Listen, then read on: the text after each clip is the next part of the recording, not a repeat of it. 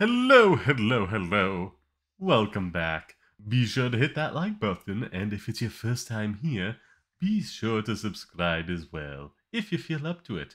I know that weird fluctuation in my voice just then probably threw you off a bit. That happens sometimes. Oh well. Here we are, much to my eternal chagrin, talking about the legend of the Sea Devils, or whatever it's called. I couldn't be bothered to look up its name before hitting the record button. I just couldn't. I'm not gonna put in a ton of effort to this thumbnail as well. So if that interests you, you're sending me a bad message. Thanks. I cannot tell you how checked out I am on Doctor Who right now. The only reason I'm like even tangentially connected to it anymore is because again, what's it? Christopher Eccleston, David Tennant, Matt Smith, Peter Capaldi, all of those, loved them. In the lulls when they started doing like 2 years in between them, I went back and watched all the classic series from the Third Doctor to the cancellation, and now I was watching some of the restored episodes of animations, but apparently those are over now. So, yay. I couldn't be bothered. Like the last couple of episodes, I have not known when they've released. I've just been reminded when people start doing reviews about them, it's like, oh yeah, this is out again. I guess catch up on it. I feel obligated to do it. I did. I so do not care, and it seems like the fan base agrees with that overall. And I think I can't remember if it was announced by the time Flux came out, but Russell T Davies is returning as a new act and everything. I'll go into that in a separate video. I'll record another day because I actually want to put in effort into looking up names for that one. But yeah, I have mixed feelings about it, but I do hope the show, bounces back in quality. I think that's enough diddling and daddling. Let's go into this episode. What happens? Well, the Doctor wants to take the companion, Dan and oh god, I can't. Yaz, I want to say Yaz. I do not care. To a beach. It's gonna be a historical piece, but like jokes and all that. Anyhow, Dan's in a silly outfit. Where was I? Yeah, and straight away stuff's going on, but it never really ties in. It's just like a weird thing to happen to let the Doctor, hey, super, well, not supernatural, but sci-fi stuff is going on here. Investigate, but like I don't know. I feel like just a precautionary check from the TARDIS, a singular scene in that set, and just realizing, hey, there's a lot of strange readings going on in this region. I think we should check this out, even if it's not the right place. That would have been nice. Like, I don't know. Again, so many people bash on the sonic screwdriver. I have watched the Sixth Doctor poke wires into computer to try and get something to happen. Not even like wires like you'd use to actually connect circuitry. No, just some brass or whatever kind of wire, a spool of it, and you just put two lengths of it into something, expecting that to do something. I just I get it. I get your problem, but it is misplaced by putting it onto the device of the sonic screwdriver as opposed to just the narrative problem of having a character that is canonically as smart as the Doctor. Like, yeah, they can easily get around and technobabble their way through any problem. It just comes about like if you get rid of sonic screwdriver as one condensed thing, the Doctor is just eventually going to start pulling out a random assortment of doodads every episode to problem solve. It's just gonna happen. Anyhow, that rant is out of me yet again. God, I wanted to talk about that one so much more. Anyhow, prologue pirate queen that, from what I understand, did not get the best representation for everything going on with her. It was very superficial and didn't do a great job. And apparently, costumes were all over the place. I'm not an expert on this, but like, what is the point in trying to do these more inclusive stories? You know, a broader, more diverse cast. Well, array, I'll say. That seems like a good word. That makes me seem smart despite my fumbling. I hope. A vast array of diverse stories. If you're just gonna botch it, not even get like all the outfits period appropriate, accurately go into the character, and provide a decent representation of them as a person. Like I understand. I don't remember the Pirate Queen's name.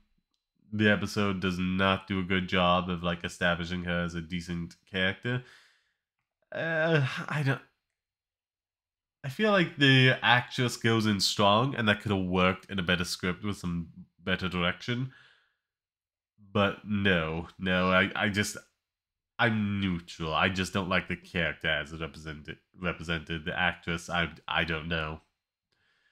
But yeah, she steals a stone, which ends up releasing a sea devil that was trapped in stone. And in turn, that summons a bunch more of them, and they start going on a little rampage. We then get to introduce the Doctor, and instantaneously, spontaneously, might as well just make it canonical from the extended media, the magic powers the Doctor has. Because there's just a net there all of a sudden, and they just pull it in. There's no rhyme, reason, or setup whatsoever. And it is utterly futile, because I skipped over this. The Sea Devil, before he summons people, just tearing through the village, has a sword. He trapped him in a loose net. And yeah, he just easily cuts him out with his like sci-fi sword that cuts through it super easy. What was the point? What was the setup? What was the plan? The Doctors should know better. They should know better. They should know this won't actually trap it for any significant point of time. Anywho, God, it's been so long though as well. Like, it's hard to go into this because, like, without describing every little detail and character interaction, there feels like so little insignificance. The Sea Devil does a super jump that people seem to have memed. I don't care. Like, it's a good point when you establish he can teleport later. Why don't have him teleport onto the ship? Whatever. He's eventually out. They start going over things.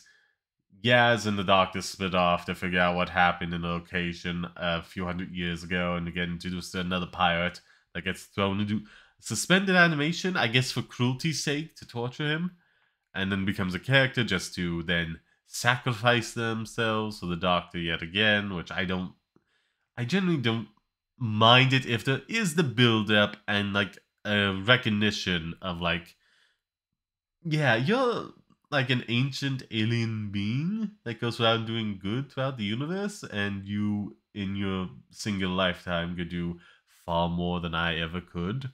It's like, sure, yeah, but that also requires like development and connection with the Doctor and this character. And this guy was just like in a cell for 300 years tortured, then escaped with the Doctor, and then immediately went to the sword fight, and then like they know each other for all of like an hour. And this sacrifice. And to catch up to where Dan is, basically there's a family guarding a jewel that descended from the pirate guy that was towards his ship. He's there with Dan on the Pirate Queen's ship. They talk their way into being crew members on the ship to help get them where they need to go. Because while she can manage it by herself, it is designed to have like a full complement of a crew going through it. So 3 is better than 1 in this scenario. But then at like some point, it's like he brings up like an app on his phone, and it's like it's the most cliched line, but like it's not a bad cliche if you develop it, saying like I don't understand half the things you say. You know, the contemporary what's it character with the companion who's from the future, you know, going on about stuff they wouldn't understand. But it's like from the point where they talk the way into working on the ship and that comes up, I don't even think there's like another scene of them working together, engaging with each other, talking about anything, and then that line comes up. It's like you haven't earned it. You haven't earned the dialogue, you know? That checks that off as acceptable. I need a sip of water here.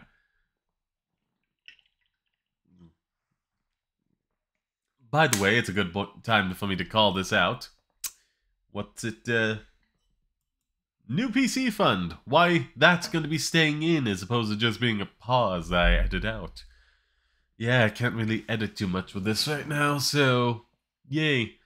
Also, another expense of needing new classes, hence why the typical shades I like for this for style aren't here today. They actually, literally, today as I'm recording this, were put into the shop to get new lenses and cost me quite a bit of money.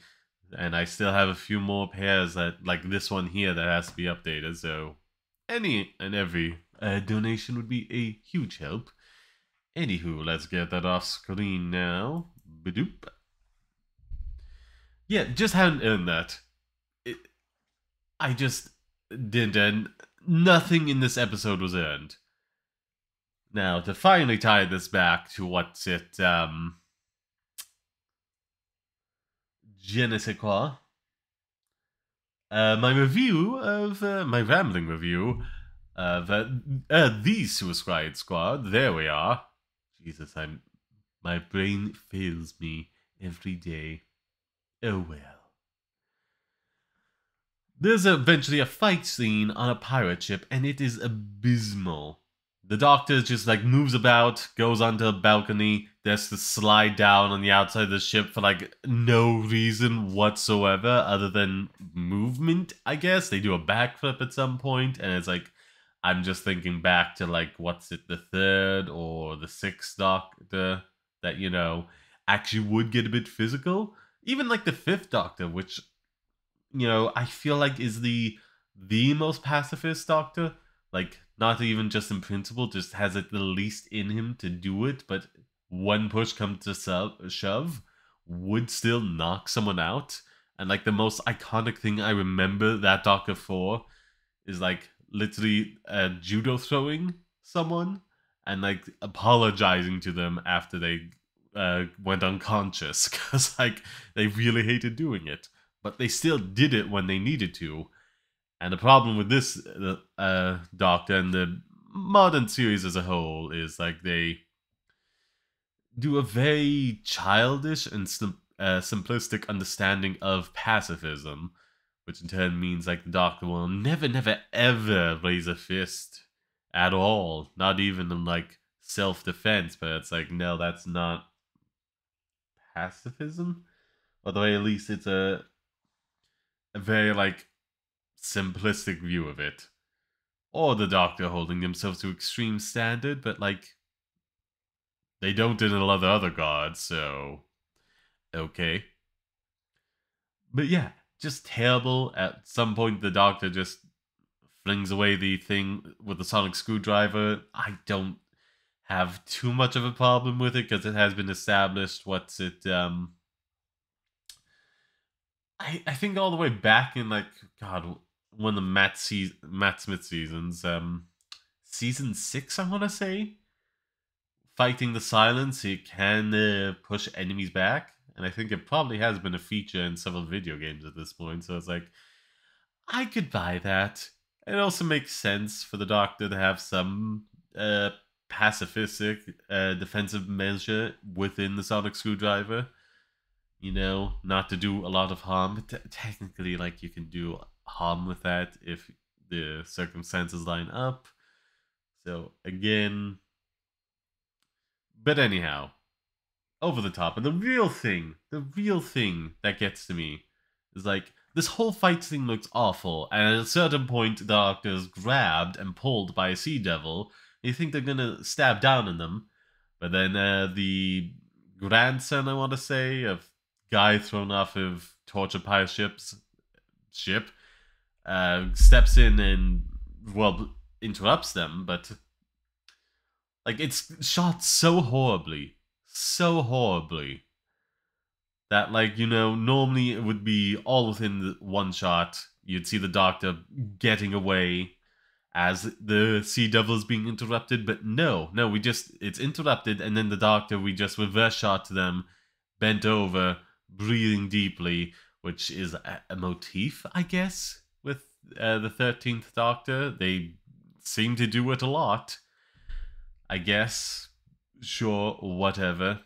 And it's just the whole thing is shot so terribly, whereas again, tying it in to the Suicide Squad review, there's a fight scene that they have the cojones to shoot you a portion of it by just showing you the reflection in a chrome helmet, and it looks amazing. It's well choreographed, it's amazingly shot, it's beautiful to look at. Whereas this, it's like you have the full free reign to shoot it however you want, and it is a hot, jumbled mess. I don't even think they had like a fight choreographer for this. Like, how do you write something like this and then don't hire a fight choreographer to make sure the fight looks good? And have a director, at least in part, to help shoot this and make it look good. Like I think some people throwing shade at the director of this particular, who mostly worked on indie stuff, but like even it's shot bad, don't get me wrong, but like even then, there's just the fight choreography is awful. I generally don't think they had anybody on set to make sure this all looked good and was like detailed out. You can't just randomly have some actors running about on a set and say it's a fight scene, unless the rare circumstance where like all of them are trained martial artists, black belts in karate or whatever form of martial arts, and you're saying just like, hey, improv. But none of the actors, to my knowledge, on this episode are martial artists, so it's just incredibly foolhardy. Oh god, I've lost the point there with the whole rambling on about martial artists, but like, yeah, it's just such an abysmal scene. It's like, even if you don't know how to shoot it, even if you do, it's still gonna look bad if there's no fight choreography at all whatsoever. I just don't know how they scripted this episode out and didn't bring on someone to do this. I remembered my point, because back in like series 6, I believe, actually very relevant as well, another pirate episode, I remember watching behind the scenes, they did actually bring someone on to teach Karen Gillan, or like, just go through her with it, some decent basics of fight choreography with a sword that she was using in that scene to make it look like realistic and believable and, decent. But here it just looks dreadful. So dreadful. I hated it. And then, technobabble, save the day, blow the ship, I said. Ship. I said my word there, but it was ship. Don't ding me, YouTube. It was ship. I have a lisp. It happens. Anywho. And again, I feel nothing for the connection between the Doctor and this character, but here we are. Oh, I've managed to talk for 20 minutes. Okay. I was worried this one would be like overly short, but we're wrapping it up rapidly. Yeah, Dan feels like a waste. They probably shouldn't have brought him on. Like, the actor, no gripes against him. I believe he's doing the best he can. advice for the next Doctor actor if they somehow they watch this. There's like basically like three types of characters when it comes to acting. You have like your persona roles where like the actor is bringing a charm or charisma they have personally to this role. Like a good example of this is Ryan Reynolds. There are certainly differences from character to character based on the writing and the script, but also there is a huge part of it that is brought to life just by Ryan Reynolds being Ryan Reynolds. Undeniable. But hey, I enjoy watching Ryan Reynolds do whatever, so win-win. Then you have your more character-based roles where it's like you have to do a good job inhabiting, I should say, a certain character, getting the mannerisms down, being utterly believable in this role, whether it's just like being a good actor or method acting, always being in the character, whatever. You have to be completely convincing as that character. And for the Doctor, it's kind of a half and half. Like, there's a lot of stuff that the Doctor, from incarnation to incarnation, as well as a whole, has to make them a really fleshed out character. You have to, like, carry with you when you ad-lib for the character as well. But you also do need to bring your own charm and charisma to this. And that's been, like, a problem with Jodie Whittaker. Like, to be fair, like it doesn't make her necessarily a bad actress. I understand she's been in a lot of dramas and been well received for those, which do go into a lot more detail of the character she's supposed to be inhabiting. It's like blaming a blacksmith, for being a bad carpenter. Like her strengths lie elsewhere, and the show really didn't accommodate her. So, yay. Anyhow, with that tangent out of the way, yeah, just final notes. Yeah, Dan probably should have been here, and they go into the Yaz Doctor thing. I swear they should have done this from the very beginning if they wanted to do it. Because again, cold criticism of Series 11, Series 12, hard to differentiate between the companions.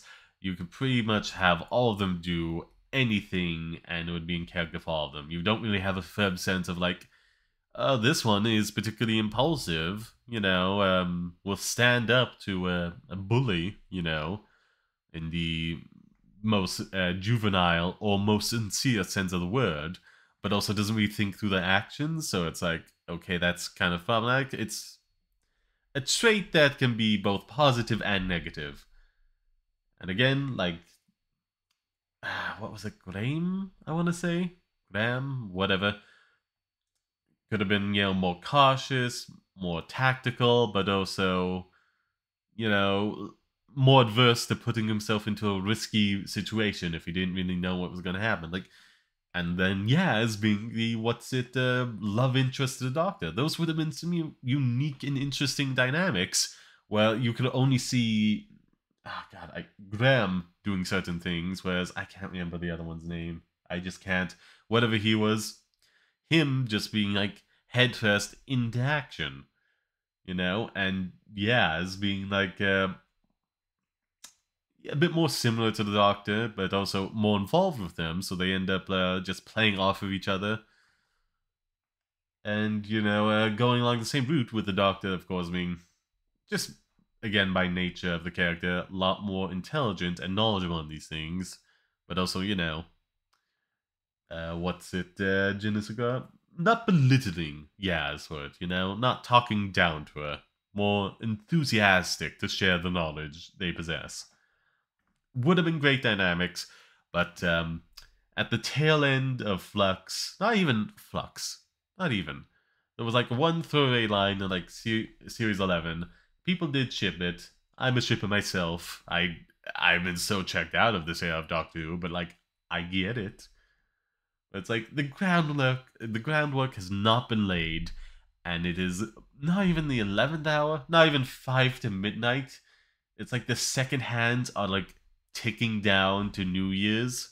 Ironically enough, like I think by the time the anniversary comes up. Oh well. Ticking down to New Year's, and it's like, okay, now, who are we gonna kiss? With like no previous plan, just like going for it without any consent whatsoever, any like repertoire whatsoever. Again, I'm a shipper. If they did some work with this, I'd be all over it. I'd love it. You know, my initial thoughts when I first heard of the 13th Doctor and didn't know if Bill was going to return next season is like, yeah, are they gonna come out the gate with like a lesbian romance between Bill and the Doctor? You know, it's like they're very close, and then like the opposite of what happened with Clan 12 when 11 became 12. That is a messy situation. Basically, it's like from old man that, just no physical attraction to whatsoever into, fairly attractive woman. Like, that could have been fairly interesting and, brought about some interesting questions, but it wasn't the way it went in the end. But I would have been so on board for that. I would have been so on board for the Yaz Doctor if they had intended to do that from the beginning and laid out the groundwork, especially because it would have helped differentiate the companions, which was such a sore spot for me. Anyhow, but yeah, and it's all like, let's enjoy this moment now, and again, it's so childish that the Doctor does this. I get it, like, they're gonna get hurt eventually through the longevity. They are more likely to outlive the companions, mortal human companions. But it's like, oh, because, like, I for sure know with almost like a 99.9% certainty I'm going to die after you and regenerate into a new form. I'm not gonna, engage with your infections or advances whatsoever, and I'm just gonna spurn them to save myself the eventual heartbreak. It's like, I can kind of get that from an abstract drama point, but once you start actually interacting with characters, it comes off as like so incredibly disrespectful. It's like, hey, even if I do feel something for you, I'm not going to pursue it because I might be sad someday in the future, which, I guess is a fair trade. Not having all those happy moments, all those smiles, all those whispers and cuddles together, all those loving moments, to just not feel sad at some point in the future. I find it to be such a childish response to like a character with such longevity to have no respect for the other person's agency at all. I really, really dislike it. I can get the drama when it comes to like just like them being cautious about entering a relationship, but refusing to do no, no. I, I just think less of like the Doctor as a whole in every incarnation whenever they bring this up. So, yeah, I really wish they just went for a role, even if they didn't have the establishment beforehand, a whirlwind romance at the end, and maybe have like Yaz tragically die with the Doctor, and the Doctor just regenerates and has to carry on. That could have been something at least, but now it's like they're not even gonna. They're not even gonna. It's one episode left. It's not enough time to have them like satisfyingly become a couple. And I feel like this is gonna be like oh god, Star Wars the Last Skywalker, whatever it was. Oh god, Kylo Ren, I want to say. God, and what was it? Palpatine said no. He took the name Skywalker in that. I'm getting on a tangent. Ray and Kylo. There we are. It's gonna be that kiss scene all over again, where he dies afterwards, and it's like nobody's happy. The people who wanted this aren't gonna be happy because you don't give them what they want. You just superficially touch upon it. hoping to get brownie points, but all you get is the eye instead for not following through, and the people who never wanted this are going to be mad at you for even superficially touching upon it.